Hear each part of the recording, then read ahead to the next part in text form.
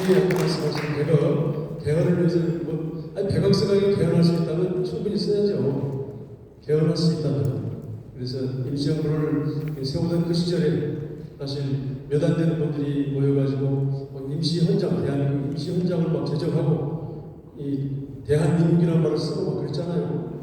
그때의 그분들이 가졌던 기백과 어떤 큰 비전과 포부하고 비추어본다면 오늘날 우리 사회에서 우리 청년들과 우리 젊은이들이 또는 우리 자신들이 얼마나 큰 꿈을 꾸고 있나 또는 불가능해 보이는 그런 일에 도전하려고 대해서 반성을 해보는 것도 필요할 것 같아요. 그래서 우리 이상 선생님의 제안이 소박한 제안이 아니라 지금 구체적으로 녹음 프로그램의 전문가도 좀 만나고 있고요. 또 저도 또 개인적으로 굉장히 이른바 프로모션이라고 하잖아요. 뭔가 좀 크게 일이 막 활성화되도록 촉진하고 하는 그런 전문가들이 있더라고요. 그런 사람들한테 이야기해보니까 잘 만들면 좀 가능하지. 또 하다 보면은 1인당 5만원씩 어떤 사람은 나는 50원 낼게 하는 사람도 생기고 오잖아요. 그래서 뭔가 오늘 꾸는 꿈이 아마 불가능한 꿈이 아니라 여러분과 함께 토론하면서 현실 가능하도록 만들어가는 게 중요할 것 같습니다. 제가 말씀드린 사이에 우리 박미자 선생님 오셨는데요. 예, 지금 막 달려오시더라고 좀 그럴 땐 좀 괜찮아요? 바로 하실 수 있어요? 예, 그러면 국가보안법 7.5등 폐지 운동을 가열차게 전개해 오시고 저랑 또 교육운동을 함께했던 교육운동 동지이기도 합니다. 박미자 선생님 큰 박수로 맞이해 주시죠.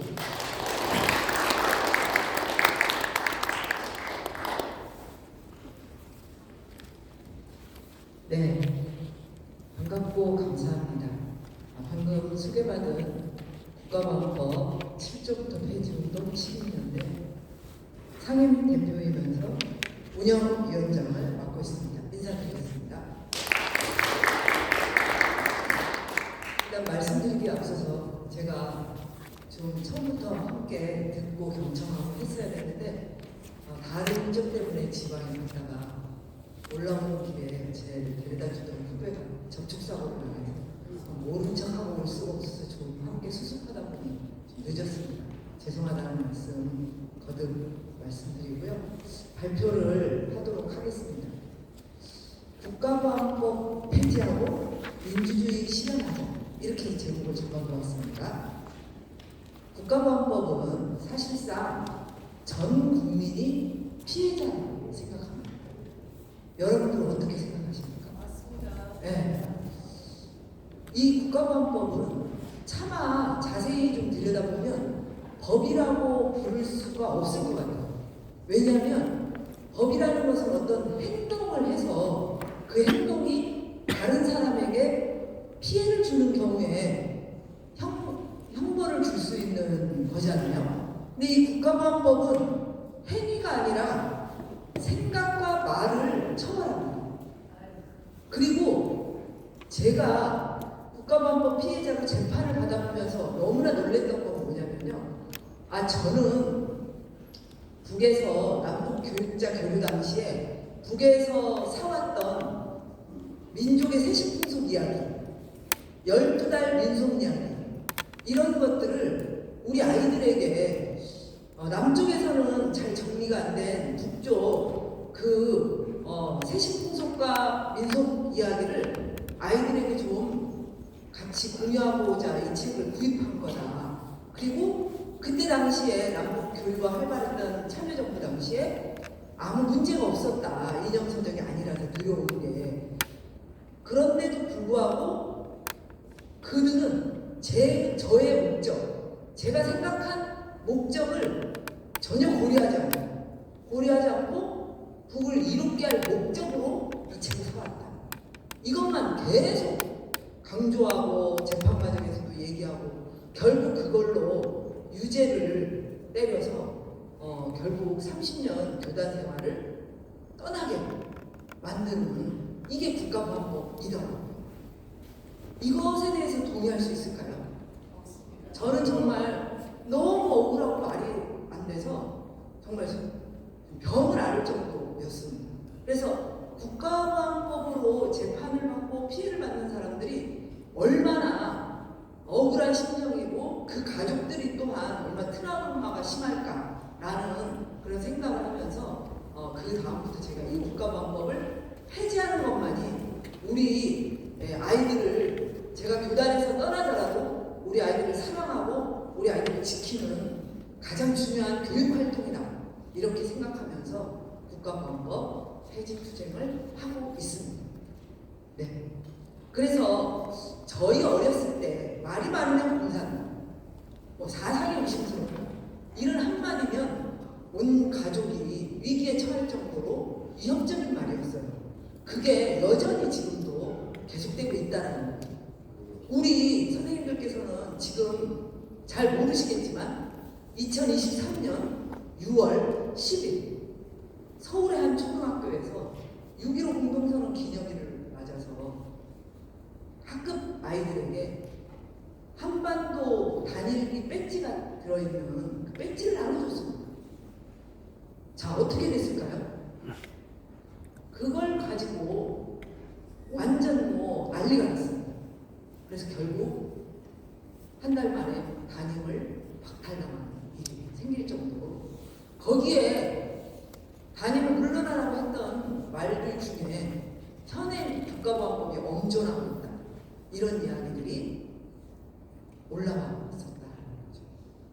그래서 사실 이 후쿠시마 오염수, 일본의 후쿠시마 오염수를 바다에 방류하겠다는 방침에 대해서 환경단체에서 전 국민의 85%가 반대한다는 걸 여론조사로 확인했습니다.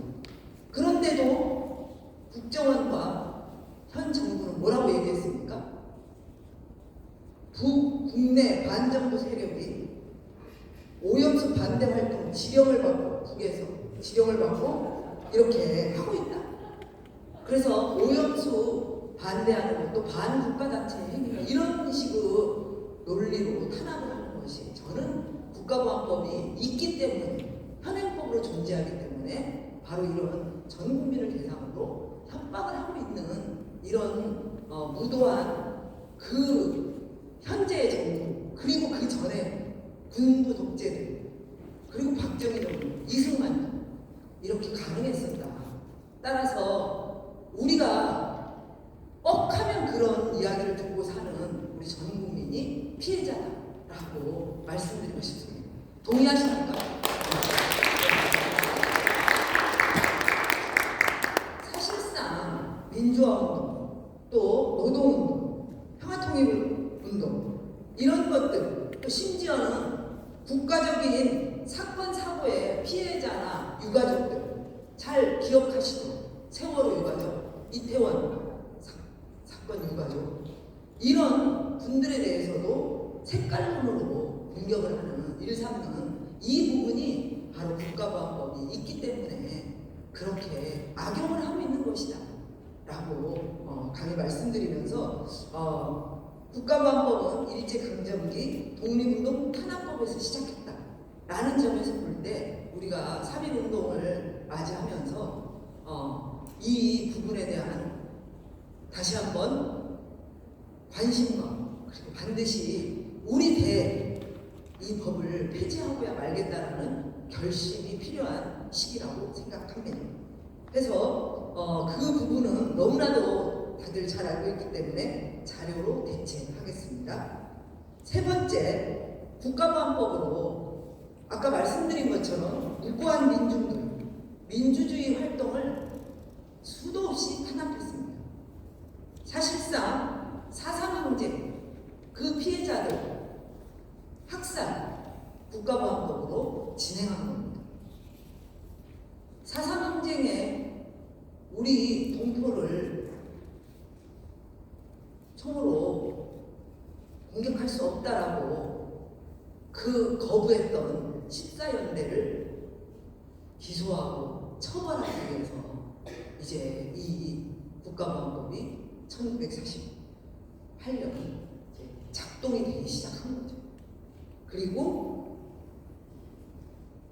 이승만 정부에서 조봉암 진보당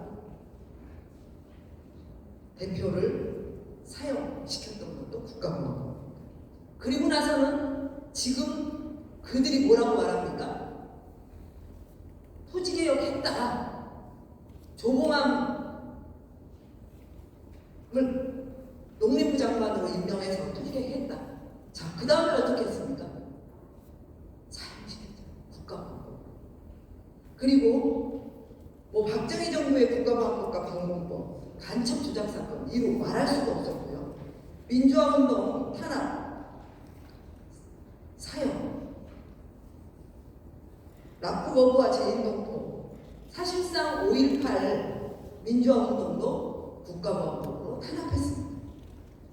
1980년대 민주화운동을 탄압한 건 이루 말할 수가 없습니다. 일일이 다 열거하기도 민망할 정도로 진짜 당사자들과 그의 가족, 친지, 그리고 수도 없이 언론을 통해서 협박과 공격을 받아왔던 우리 모든 국민이 국가보안법의 피해자이기 때문에 하루라도 빨리 이 국가보안법은 폐지하는 것만이 우리 자신의 민주적인 삶, 또 우리 후손들의 민주적인 삶, 지금 눈 똘망똘망 뜨고 자라나고 있는 어린아이들의 삶을 주인으로, 민주주의의 시민으로 교육할 수 있고 성장할 수 있게 해주는 가장 중요한 지름길이라고 생각합니다. 그리고 그 이후로 국가보안법 폐지를 위한 투쟁이 사실상 끊임없이 진행되었습니다. 그걸 다 말하기에는 지면이 모자라고요. 여기에서는 2000년대 이후 진행되었던 것만 잠깐 살펴보도록 하겠습니다. 국가보안법 폐지는 과거를 치유하고 민주주의를 바로 세우는 투쟁이면서 동시에 우리에게 말과 생각과 그리고 불합리한 정치적 정책이나 그리고 사회적 환경에 대해서 목소리를 낼 수 있는 가장 큰 힘을 가지는 것이라고 말씀드리고 싶습니다. 이것을 2004년 정부에서 기억하실 겁니다. 노무현 대통령께서 어디로 보내자고 하셨습니까? 국가보안법은 박물관으로 보내자라고 말씀하셨습니다. 그래서 폐지 의견을 표명했고요. 2004년 8월 국가인권위원회에서 국가보안법 폐지를 권고했습니다. 1,500여 민주주의자들이 국가보안법 폐지 집단 단식 농성을 여의도에서 진행했습니다. 혹시 이 자리에도 그 단식 농성에 참여하신 분이 계시리라고 생각합니다. 그리고 그때 폐지하지 못하고 한 줄도 바꾸지 못한 것에 대한 실망감이 너무 커서 한동안 이 폐지운동이 일어나지 못했습니다. 그리고 저는 2020년 1월 9일자로 국가보안법 아까 말씀드린 것 같은 조항으로 이적 표현물 소지형 이걸로 교단을 떠나게 됩니다.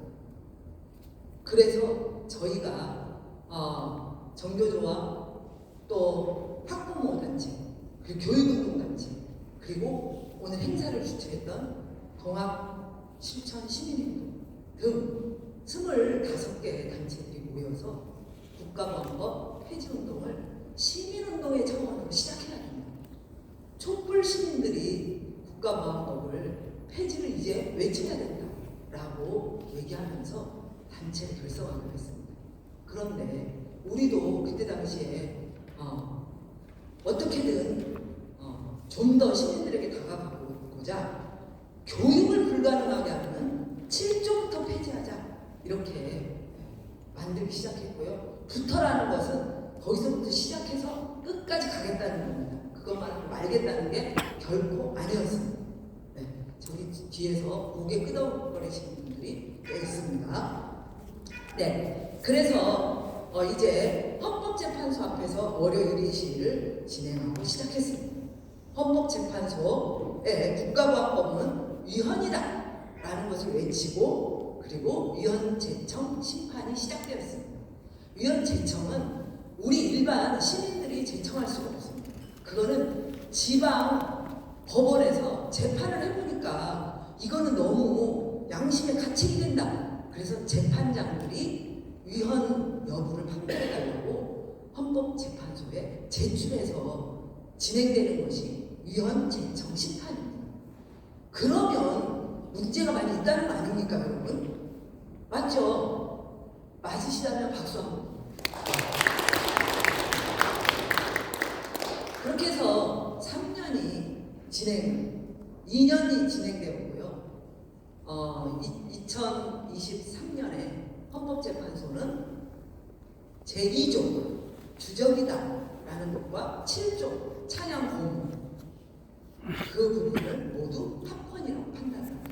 근데 이때 저희가 잘 바라봐야 될 점이 있어요. 그날 표현의 자유에 대한 판단을 하는데 크게 두 가지를 했습니다. 이 국가보안법 7조와 2조에 대한 부분을 표현의 자유를 허용하지 않으면서 이거를 합헌을 했습니다. 그런데 그때 오후에 다시 표현의 자유를 인용해가지고 뭘 합헌으로? 위헌으로 판결합니까?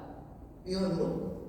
전단살포 금지법은 위헌이다. 표현의 자유를 보장해야 된다. 이렇게 똑같은 표현의 자유를 가지고 두 가지 기준, 전혀 다른 기준으로 판결을 했던 그날이 2023년 9월 26일입니다. 헌법재판소입니다.